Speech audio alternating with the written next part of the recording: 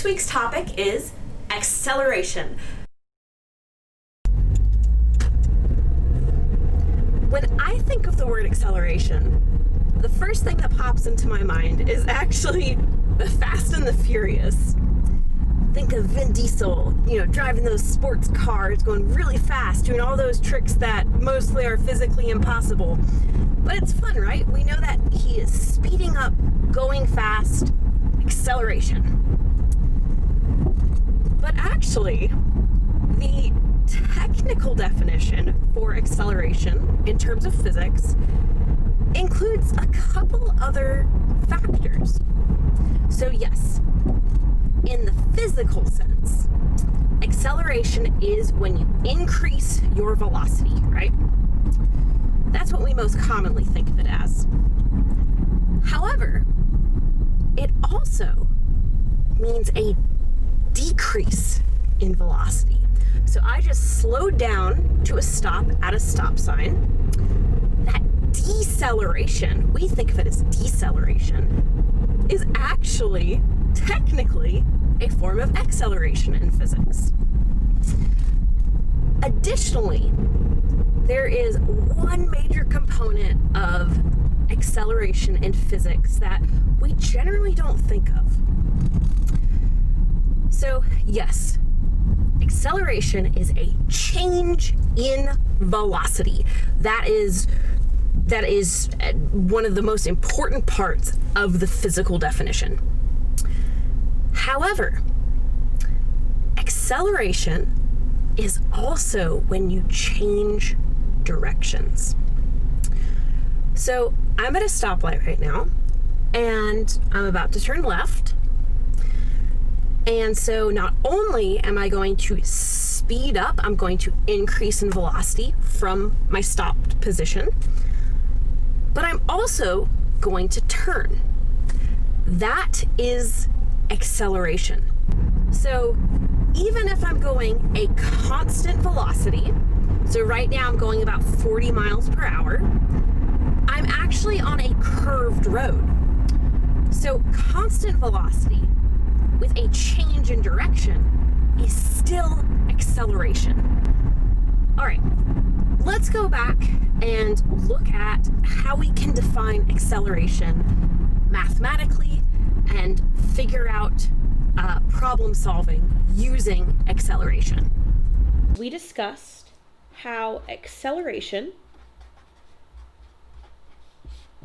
in terms of physics, has a different definition than what we normally think of. So in terms of physics, acceleration is a change in velocity, so speed up or slow down, or a change in direction, or both. So let's say you're taking a corner and you're speeding up or slowing down, or both. We've all experienced acceleration, whether it was from sitting in a car at a stoplight and then the car suddenly starts moving. Maybe you were biking on your bicycle and you're going faster and faster. We've all experienced acceleration. Objects don't always just stay at a constant velocity. That would make for a pretty boring world. I want us to consider how we ourselves detect velocity and acceleration.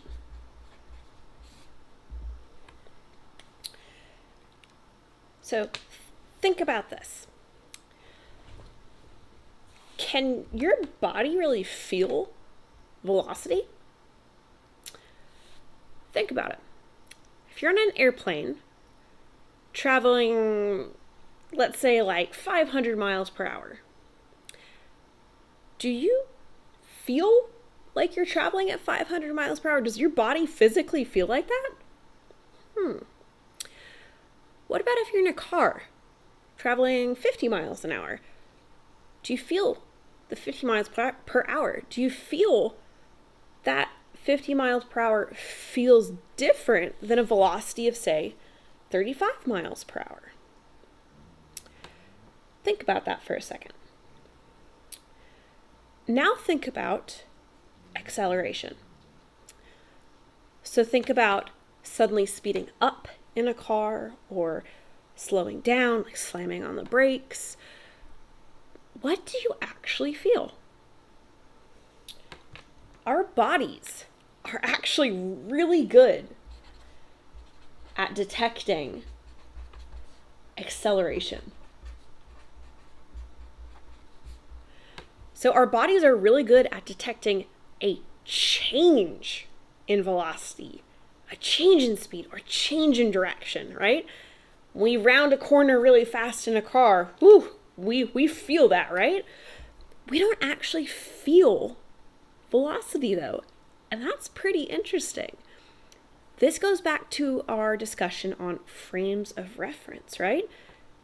If our body thinks of ourselves as that main frame of reference, well, if we're going 500 miles per hour in an airplane, our body just thinks that's normal where it is. But we feel the changes, which is really darn cool. And that's where acceleration really comes into play in our macroscopic world. All right, so we've talked about acceleration, what it is. Let's think about this mathematically. Average acceleration is the velocity change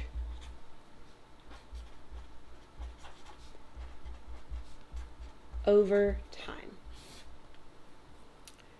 So this is putting it into words. It's saying how much did the speed change over time? Thinking in terms of math, right? Like we like to apply the quantitative methods to our problems. So average acceleration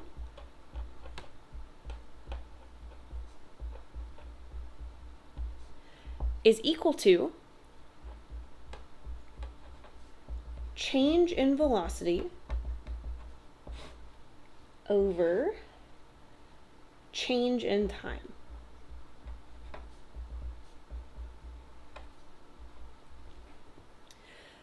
So if we put variables in here, acceleration gets the letter A. A is for acceleration. I'm going to put a subscript, so little letters below, AV for average. Sometimes I might write AVG, okay? In your book, they say AV. I actually normally put AVG just because that looks more like the word average to me. Average acceleration is equal to our change in velocity. So remember, we can use this triangle, this delta, to mean change in. So change in velocity over change in time. What this means for the little delta symbol, the change in, is our final velocity minus our initial velocity over how much time has passed. So delta t, right? So I want to point out the units for this. The units are super duper important. So units. The unit we use for acceleration is meters per second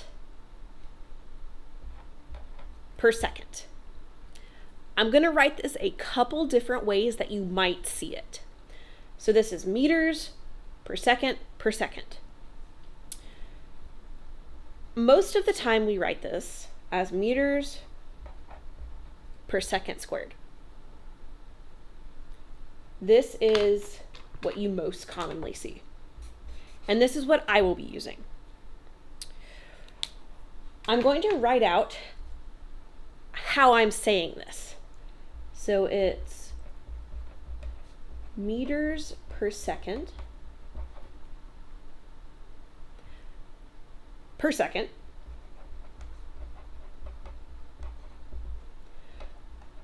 or the easier way to say this is meters per second squared. I normally say meters per second squared. They all mean the exact same thing. So let's look at the units here, because the units should make sense, right? So the units here. So units.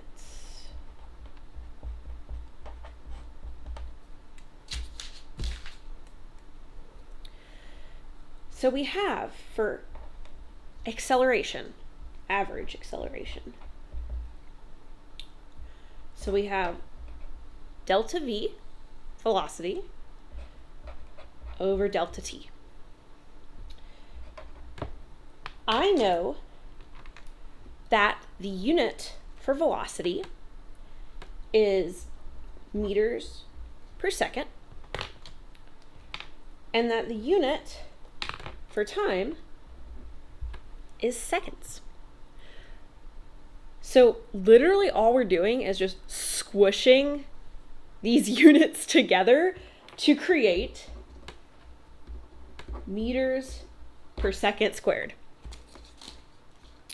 Meters per second squared. Literally we're squishing these units together. Velocity over time.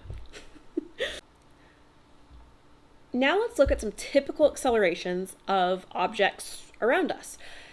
And I'm going over this because I want you to be more familiar with what typical values are.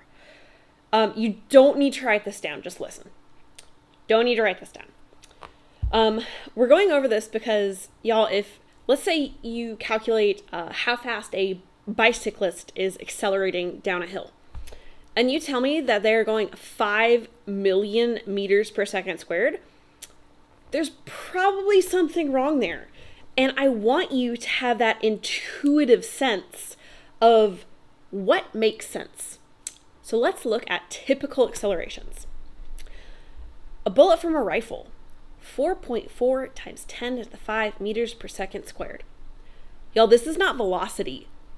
At every second, at every time point there, the bullet is speeding up by this amount. That's terrifying. Baseball that has been like hit with a bat, right? So the pitcher throws it and you hit it with a bat. It speeds up by 3 times 10 to the 4th meters per second squared. Again, it's continually speeding up. An important one that we are going to spend a lot of time on is gravity. So gravity, the gravity due to Earth, actually causes objects to accelerate towards the surface of the Earth at 9.81 meters per second squared. Think about if you dropped a bowling ball off the side of a building. You know that it's going to speed up as it goes down. An elevator has an average acceleration of about 3 meters per second squared. And this elevator is a really good example of us feeling acceleration. So I know we've all been in an elevator where, you know, it's at a stop and then it lurches up or down, and we feel that. We feel it accelerating, right? Sometimes it's a little scary of a feeling. Then it stops pretty short and we feel that change. So our bodies are really good at detecting that.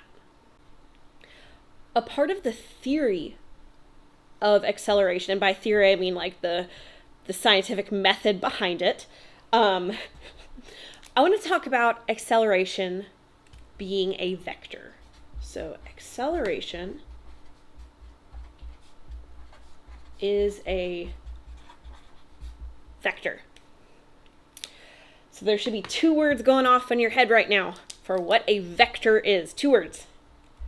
It has direction and magnitude. Acceleration is a vector. We just said that the definition of acceleration is if it speeds up or slows down, so magnitude, or if it changes direction. That means that if we have a positive or negative value for acceleration, it tells us about the directionality. And that is important.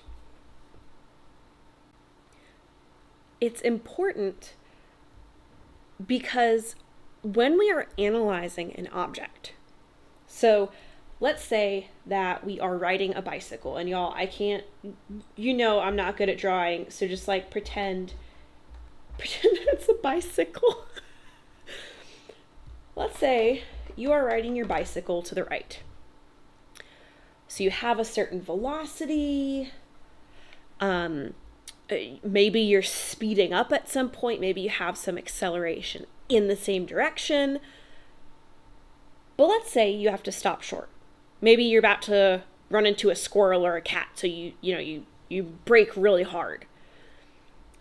We need to know which direction our acceleration is going in. Is it going with our velocity or against our velocity?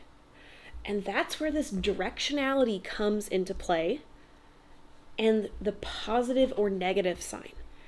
They are important. The positive and negative sign tell you important information. Let's look at some practice problems involving average acceleration.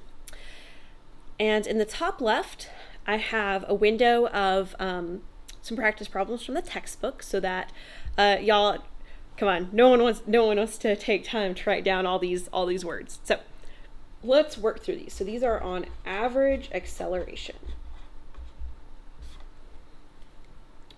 Let's look at part A first. An advertisement says a car can go from 0 to 26.8 meters per second, and this is approximately actually 60 miles per hour, in 6.2 seconds. What is the average acceleration of the car? So, first off, what are we going to do first? Write down everything we know. So, we know that the initial velocity is 0 meters per second. And the final velocity is 26.8 meters per second. The time it takes, so the change in time, the delta t, is 6.2 seconds. So if we look at that equation sheet that I made, that's every single chapter, every lesson, we're going to update it with more equations. We know that the equation for average acceleration is delta v over delta t, and this is vf minus vi over change in time. So I'm just gonna plug and chug in here, okay? So a average acceleration is equal to 26.8 meters per second over 6.2 seconds.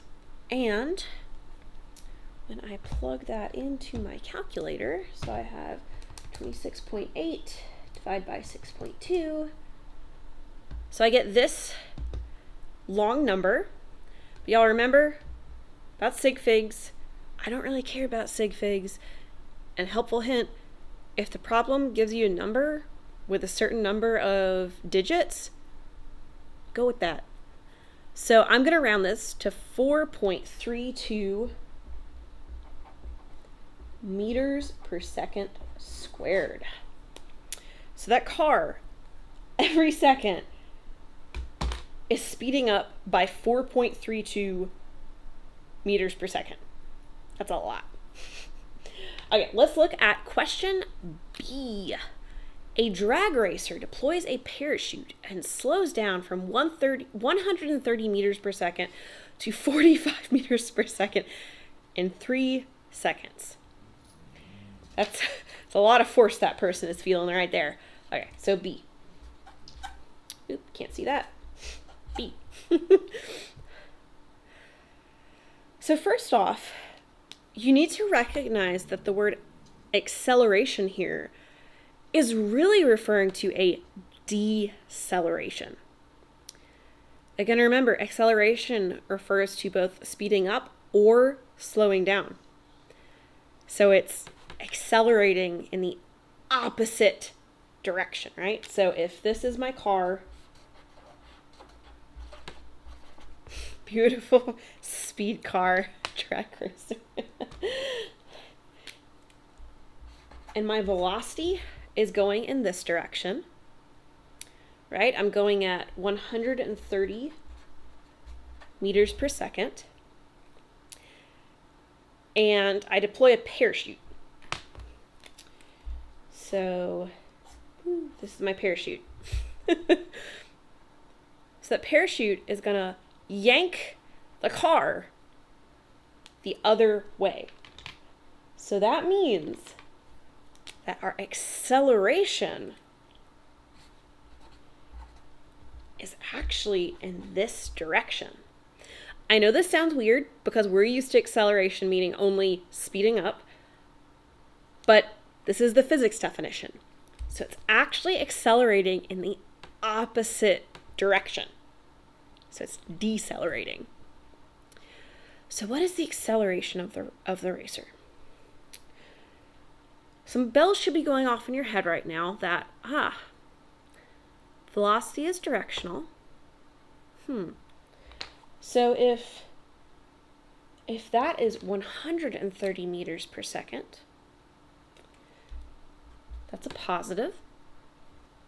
So in this direction is positive.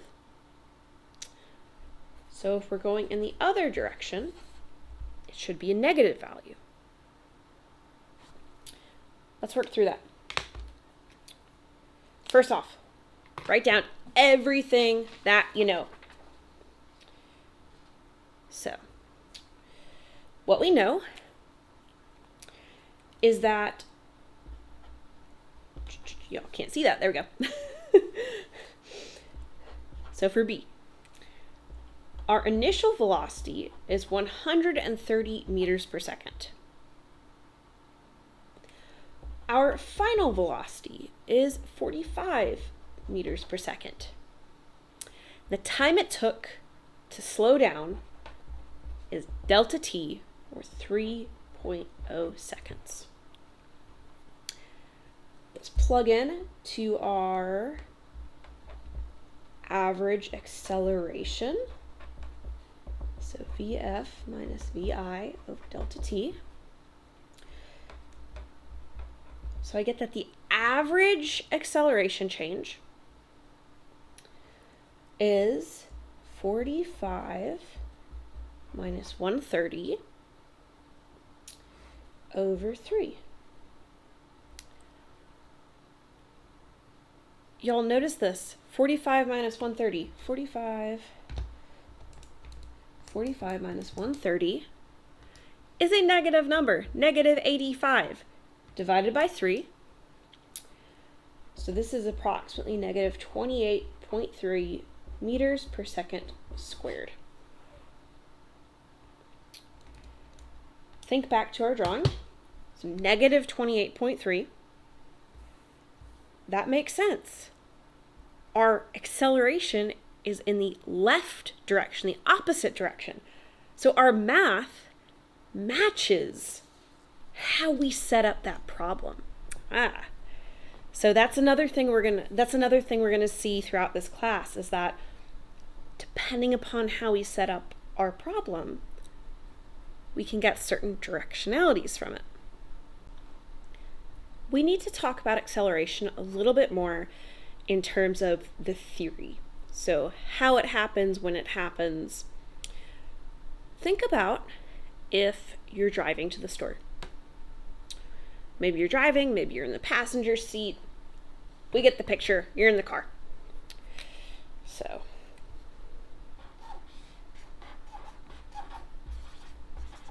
and then here's you.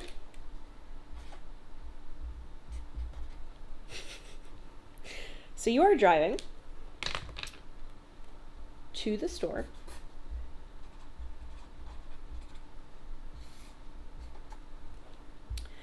So you're traveling with a certain velocity, right?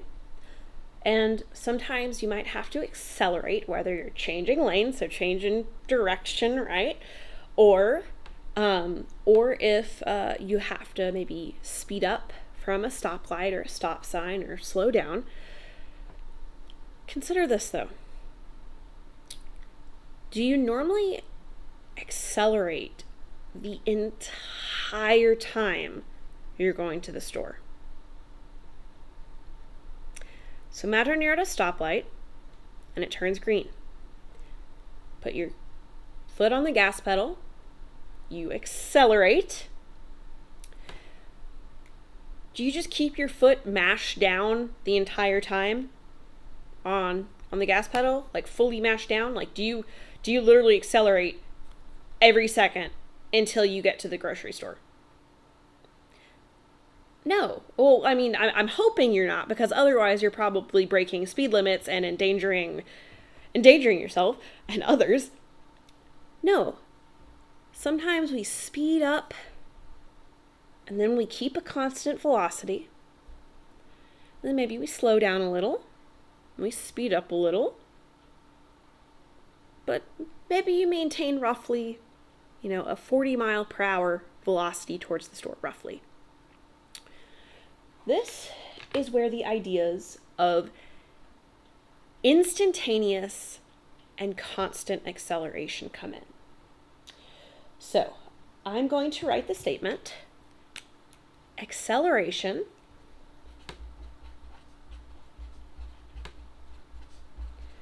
can change with time or be constant.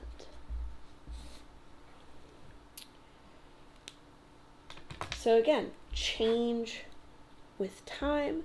So this refers to instantaneous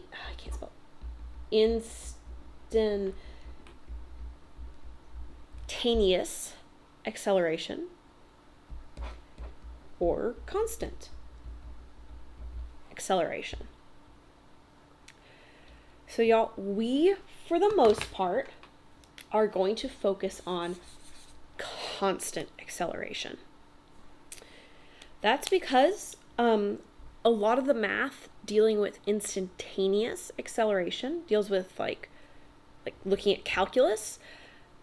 And so I want us to understand the difference between these two. I want us to understand how they're different, how they're related.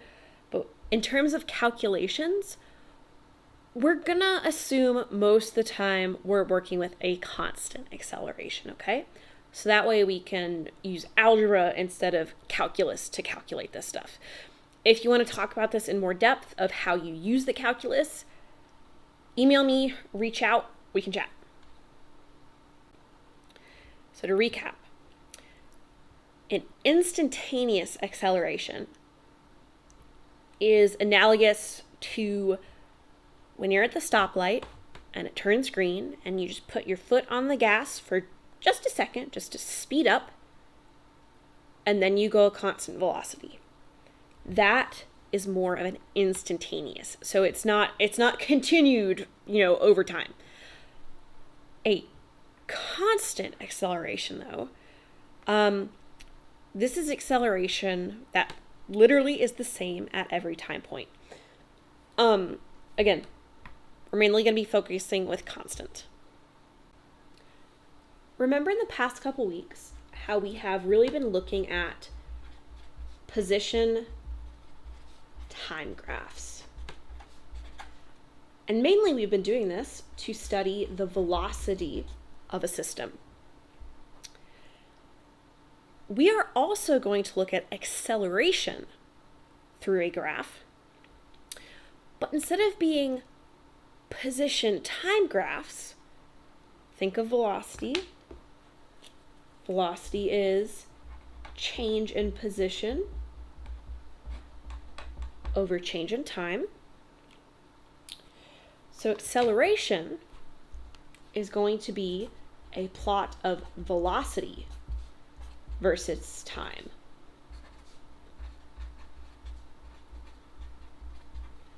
And we get this directly from our equations. So what do our equations relate? Acceleration relates change in velocity over change in time. Let's look at the plot of a constant acceleration.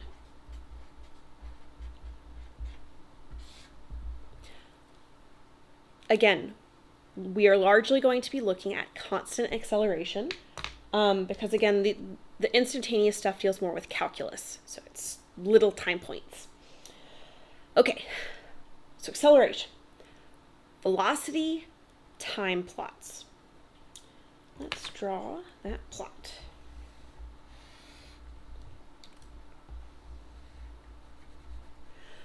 So first off, what is our independent variable? What is along our x-axis? Time in seconds. Always include your units. And we're monitoring velocity. So meters per second. So in a constant acceleration scenario, our object is accelerating a constant amount each second. So what type of shape or line do you think this corresponds to for constant acceleration? It is a straight line. Because again, for every time point, the velocity has accelerated by the same amount at each time point. So we get this straight line. This is for constant acceleration. How do you think we can get acceleration from just a plot? So, if we again think of the actual definition, mathematical definition of acceleration, so A equals delta V over delta T. So change in velocity over change in time. What if we start plugging in here? Our velocities are our Y data, and our T is our X data. So this kind of looks like Y minus Y over X minus X. Y'all, this is our slope. The slope is our acceleration. Pretty cool. Again, we can take a graphic visualization and extract out quantitative data. So the steeper the slope, so this is a steeper slope, means a bigger acceleration. The opposite of steep, the shallower. The shallower the slope, the lower the acceleration. That should make sense if you try to visualize this. So if you have a turtle trying to run towards the finish line, but it can't accelerate very much, compared to a rabbit that can just sprint, these comparative slopes should make sense. Let's look at another example. A subway train speeds up with an average acceleration of 1.2 meters per second squared. How much time does it take for the train's speed to increase by 4.1 meters per second? First, I'm going to write out everything that I know. That the average acceleration, A average, is equal to 1.2 meters per second squared. They are asking me to find the time. And they tell me that the change in the train's speed is 4.1 meters per second.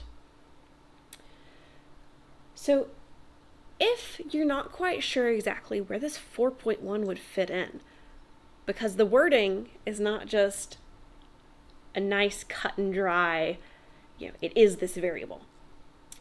Look at your units. It is in meters per second, which is velocity, right?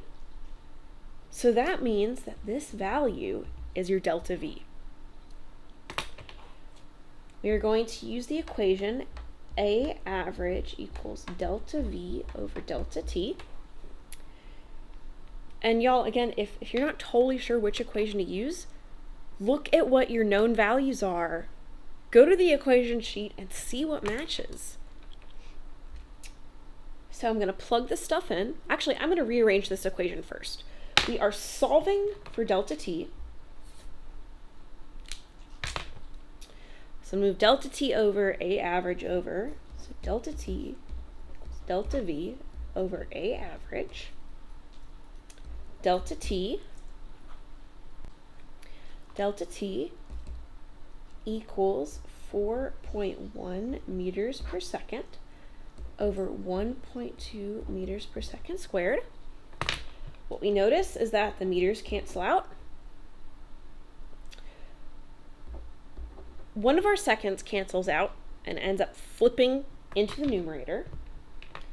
And we end up with a time of 4.1 divided by 1.2, 3.42 seconds.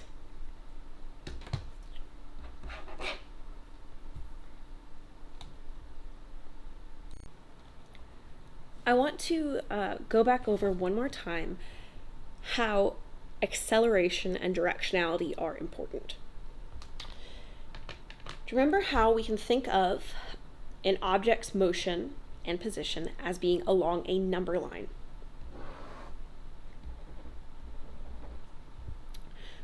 Where 0 is our reference position, so maybe where we start from, and we can travel in the positive direction or in the negative direction. And if you've had the thought, what determines that right is positive and left is negative? Just convention. We're used to thinking of number lines with the positive number being on the right and the negative on the left. Okay. So we know that this directionality applies to velocity and acceleration. I want us to visually think of how this corresponds on a graph, because that really helps you visualize what's happening in the problem. Let's say that you are on your bike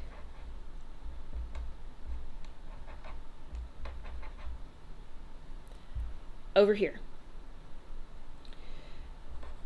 and you are traveling to the right, in the right direction. What does our velocity look like if we accelerate towards the right with velocity or decelerate towards the left? Let's draw a little chart.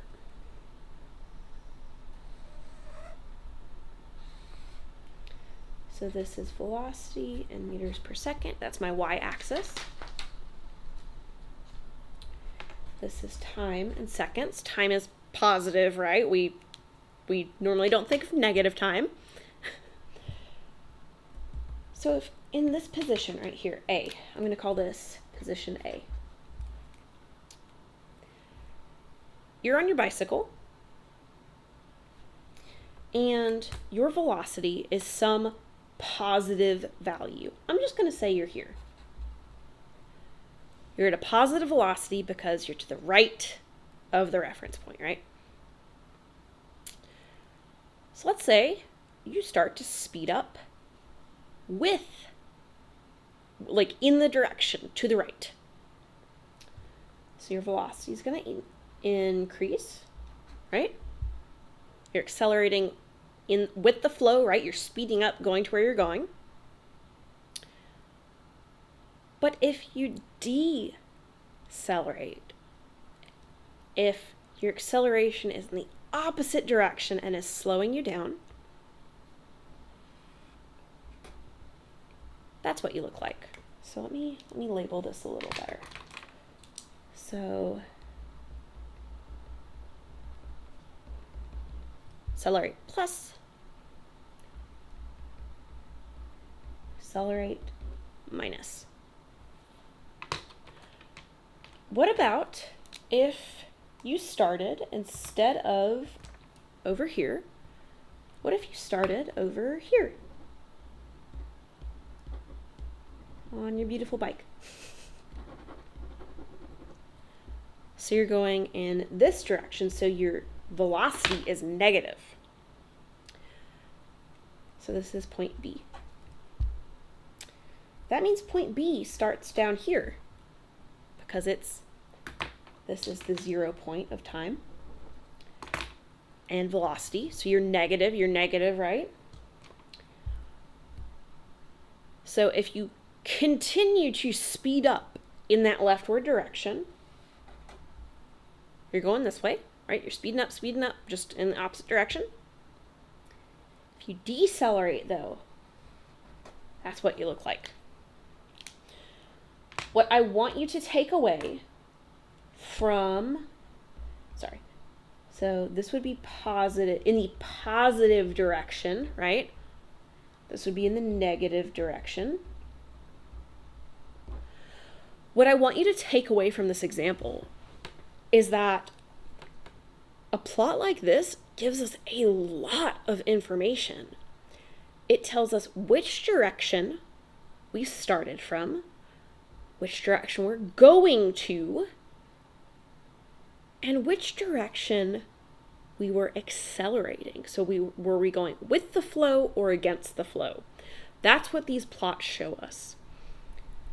And I really want y'all to feel comfortable with these because I really do believe they help with you being able to visualize more complex problems. So think about this. We will revisit these types of problems later on. Let's look at an example where we really need to be careful about directionality. A ferry makes a short run between two docks. One in Anacortes, Washington, and the other on Guernsey, whatever. It's going between two islands, okay? The ferry moves in the positive x direction as it approaches the first island with a speed of 7.4 meters per second. If the ferry slows down to stop in 12.3 seconds, what is its average acceleration? Part B, the ferry returns to the other island with a speed of 7.3 meters per second. And if it comes to a rest in 13.1 seconds, what is its average acceleration? Y'all, first off, draw a picture. Like, this one's pretty confusing. Draw a picture. I'm gonna draw a picture over here. So I'm gonna draw the islands as triangles. There you go. So triangle number 1, triangle number 2. So triangle number 1 is Anacortes. And then this is Guernsey. There we go. So I am a ferry going to Guernsey and then going to Ana Cortez. And the question is asking me, basically, what is the deceleration? What are the rates of deceleration as the ferry approaches each island?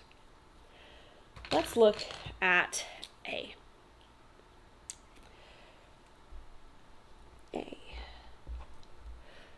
So first I'm going to write everything I know.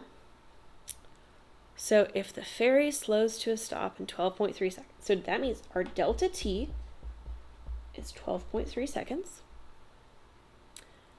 What is its average acceleration? A average equals question mark.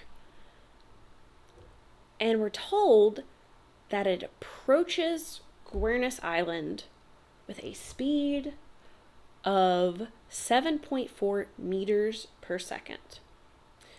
So again, if you're kind of like, what is the 7.4? Look at its units. It's in that's the unit for velocity. So that means that its velocity is 7.4 meters per second. We also know another velocity. This ferry is slowing to a stop. That means this, the 7.4, is its initial velocity. Its final velocity is 0, because right, it stops at that island. And we are specifically told to make sure that our number line, that is, it is in the positive direction as it goes to Guernes Island.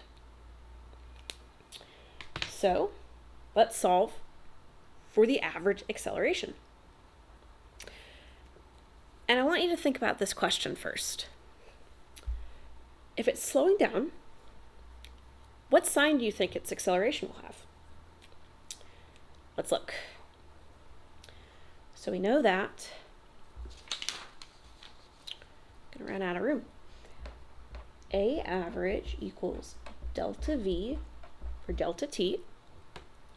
So that's VF minus VI over delta T. A average equals 0, because it comes to a stop, minus 7.4 meters per second over 12.3 seconds. And I plug that in, so 0 minus 7.4 divided by 12.3. I get that the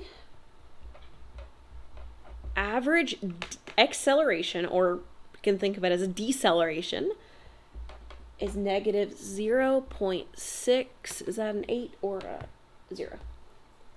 0.60 meters per second squared.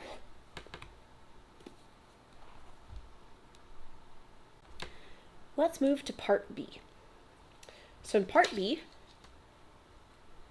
our boat has gone from, it's landed on this island, and now it's going back to the original island. So if it is traveling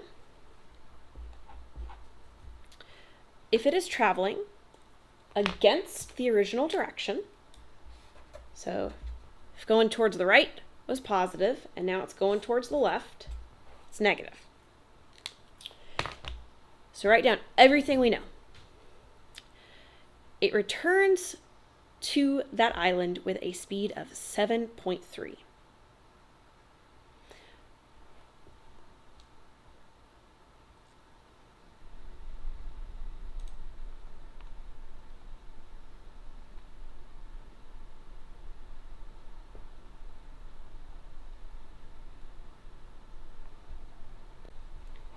Let's move on to part B.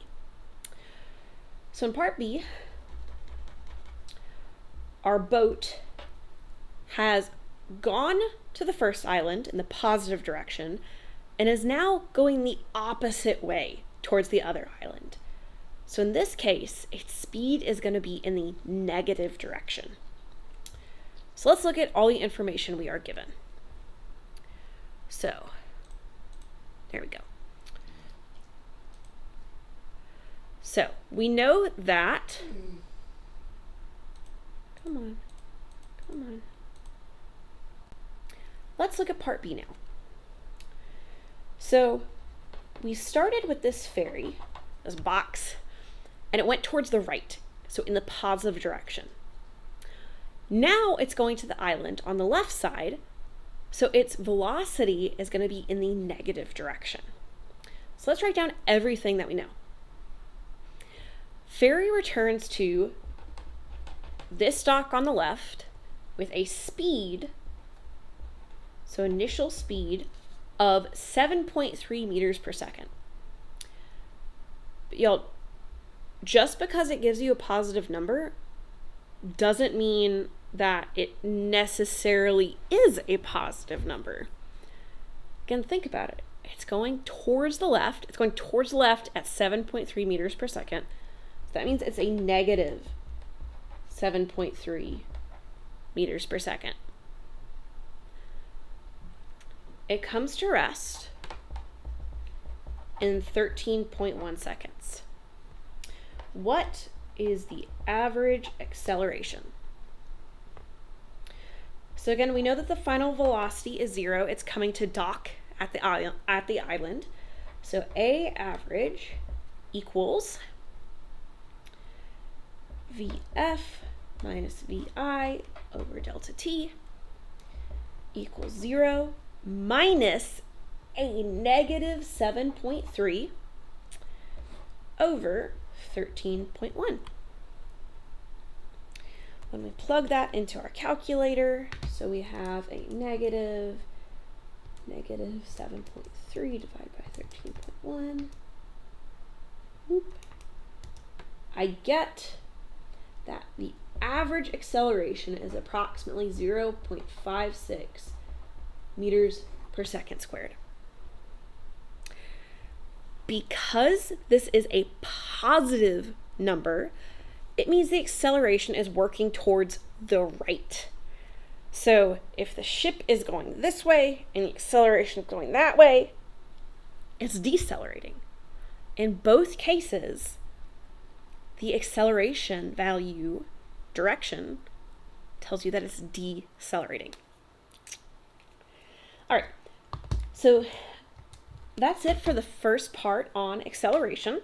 So this really was getting into the theory of what is it represent. Next, we're going to look at the actual kinematic equation that defines an object's position, velocity, and time using acceleration.